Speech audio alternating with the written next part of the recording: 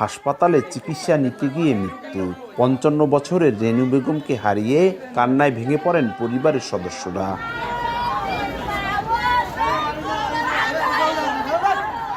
স্বজনরা জানান, মাদারীপুরের পানিছত্র এলাকার রেনু বেগমকে হার্নিয়া রোগ নিয়ে ভর্তি করা হয় শহরের ইটেরপুলের স্বাধীন জেনারেল হাসপাতালে।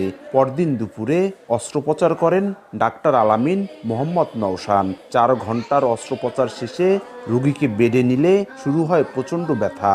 এরপর শনিবার সন্ধ্যায় মৃত্যু হয় রেনু বেগমের। কিন্তু রোগী জীবিত আছে বলে তড়িঘড়ি করে রাজধানী ঢাকায় নিয়ে যেতে বলে হাসপাতাল কর্তৃপক্ষ। ভুল চিকিৎসা হয়েছে, তার জন্য মারা গেছে। তারপর তারা পারে নাই, আমার বলছে তুমি ঢাকা লইয়া যাও। আমি ঢাকা নিতে পারি নাই। মরার পরে আমার বলতেছে আমরা অ্যাম্বুলেন্স দিমু, জেনে যা ক্ষয় খরচ লাগে সব দিমু। আমি কইছি না, আমি যাব না, আমার রুগী সুস্থ করে দিতেই। রুগী মারা গেছে, এরপরও হার্টবিট চলতেছে, চলতেছে, কিন্তু রুগী মারা গেছে আরো 1 ঘন্টা আগে। এই দেখিয়া ডাক্তার পলাইছে। আমরা চাই সুস্থ বিচার, আমরা জানি বিচার পাই। অপারেশন সাকসেসফুল করতে পারে নাই, এরপরে রুগী অযত্নের কারণে রুগীটা মারা গেছে। ঘটনার পর থেকে পলাতক অভিযুক্ত চিকিৎসক। তবে ভুল চিকিৎসার বিষয়টি অস্বীকার করেছে হাসপাতাল কর্তৃপক্ষ।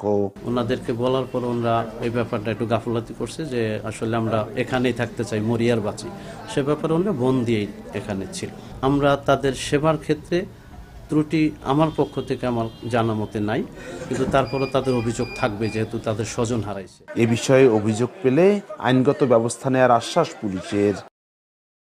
আমরা কোনো অভিযোগ পাই নাই এর বিষয়ে, এটা জানিও না। এরকম জানলে কোনো কিছু বিষয় বা অভিযোগ পাইলে আমরা ব্যবস্থা নেব। এ বিষয়ে জানতে একাধিকবার অভিযুক্ত চিকিৎসকের মোবাইলে কল দিলে তাকে পাওয়া যায়নি। সঞ্জয় কর্মকার, অভিজিৎ, সময় সংবাদ, মাদারীপুর।